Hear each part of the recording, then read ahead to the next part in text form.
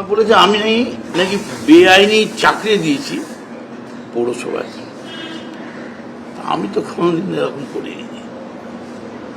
আর পৌরসভায় আমি চাকরি দেবো কি করে? পৌরসভা তো আমার আন্ডারে নয়। পৌরসভার খাতাও আমি দেখি না, প্রশ্নও আমি করি না।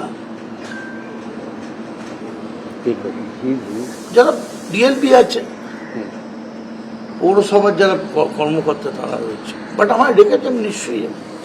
ছেলেকেও তো আজকে পূর্ণ ফ্যামিলি ডেকে নিয়েছে, পুরো কোঅপারেশন।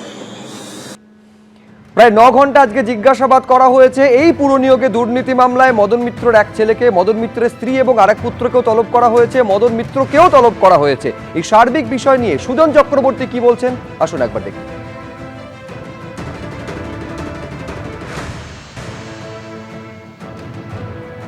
এটা কোনো গুরুত্বপূর্ণ বিষয় নয়। মলয় ঘটককে অনেকবার সমন পাঠিয়েছিল, পিসির ভাইপোকে অনেকবার পাঠিয়েছে, তারপর ইডিও কিচ্ছু করেনি, সিবিআইও কিছু করেনি, ভেতরে ভেতরে সেটিং হয়ে গেছে। ফলে ভাইপোর সঙ্গে যেমন ইডি অথবা সিবিআই এর সেটিং এর গল্পটা সবাই জানেন, মদন মিত্রের সঙ্গে উনি সেটিং করবেন না কি করবেন সে পরে প্রকাশিত হবে। তৃণমূলের যারা নেতা ছিলেন পারলে প্রায় সবই কোনো না কোনো বড়সড় অপরাধে যুক্ত। ইডিতে হাজিরা মদন মিত্রর ছেলের প্রায় 9 ঘন্টা জিজ্ঞাসাবাদের পর বেরোলেন তিনি। ইডি সমনে সিজিও কমপ্লেক্সে আজ হাজির হন মদন মিত্রর ছোট ছেলে শুভরূপ মিত্র। দাদা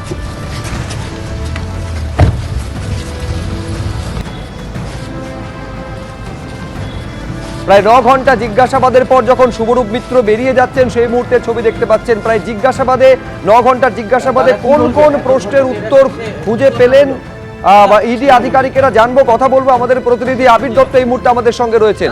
আবির, দেখো 9 ঘন্টার জিজ্ঞাসাবাদের পর অবশেষে কিন্তু বেরোলেন মদন মিত্রর ছেলে শুভরূপ মিত্র। এবং তোমায় জানিয়ে রাখি, এই যে 9 ঘন্টা মূলত 3টি ব্যাংক অ্যাকাউন্টের ট্রানজাকশন, তার মধ্যে থেকে 2টি ব্যাংক অ্যাকাউন্টের যে ট্রানজাকশন, সেটি এই যে পুরো নিয়োগের ক্ষেত্রে যে ট্রানজাকশন গুলো দেখে পুরো নিয়োগের ক্ষেত্রে টাকার লেনদেন কিনা সেই বিষয়টা তারা দেখার চেষ্টা চালাচ্ছেন। তার কারণ পুরো নিয়োগ হয়েছে এবং এই যে পুরসভাতে নিয়োগ হয়েছে তার সুপারিশের মাধ্যমে এমন তথ্য তারা পেয়েছিলেন এবং সেই সুপারিশ হয়েছিল টাকার বিনিময়ে তাদের সন্দেহ।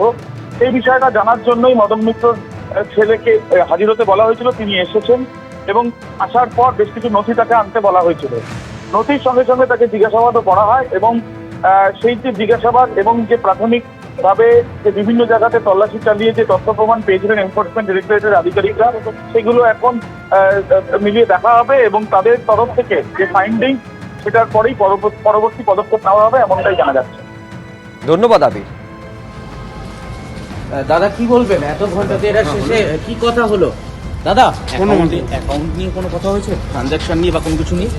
দাদা ইডির আধিকারিকরা কি সন্তুষ্ট আপনার উত্তরে? দাদা দাদা